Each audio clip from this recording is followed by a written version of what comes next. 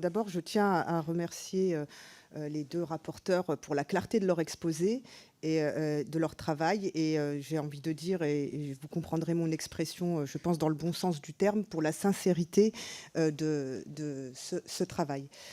Moi, je tenais à m'exprimer au sujet des tarifs des primes d'assurance et donc de la couverture des risques.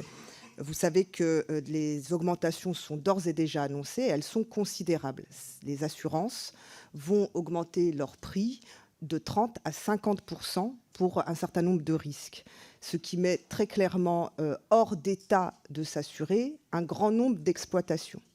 C'est une réalité.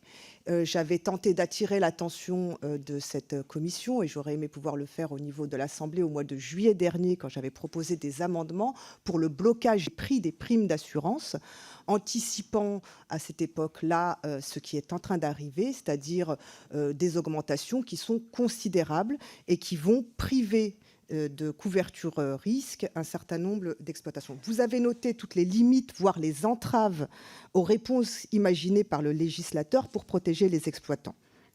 Donc ma question est assez simple. Aujourd'hui, l'inflation et le changement climatique sont le prétexte à des augmentations de prix injustifiées. Comment y faire face? Vous avez vous-même dit les 560 millions de crédits prévus dans le PLF 2023 ne seront pas suffisants. Il y aura des augmentations et il faut d'ores et déjà prévoir que ce budget sera insuffisant. Avez-vous une idée des montants en jeu?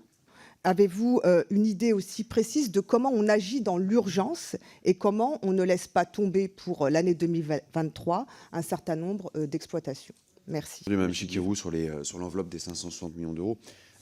En fait, ce que j'ai vraiment dit, c'est plutôt qu'il y a un effort important à fournir immédiatement, prévu au budget d'ailleurs du PLF 23 de 560 millions d'euros sur l'ensemble de l'enveloppe globale de 681, et que si elle n'était pas suffisante, je n'ai pas dit elle ne sera pas suffisante, si elle ne l'est pas, vous regardez, si elle n'était pas suffisante, le PLF 23 prévoirait justement de la réajuster de manière à pouvoir permettre la mise en application réactive de la loi. Je réagis à M. Descrozaille. Écoutez, vous justifiez les augmentations de prix et donc l'inflation des primes d'assurance. Je vous disais, c'est entre 30 et 50%. Vous dites qu'il faut bien que les assureurs gagnent de l'argent.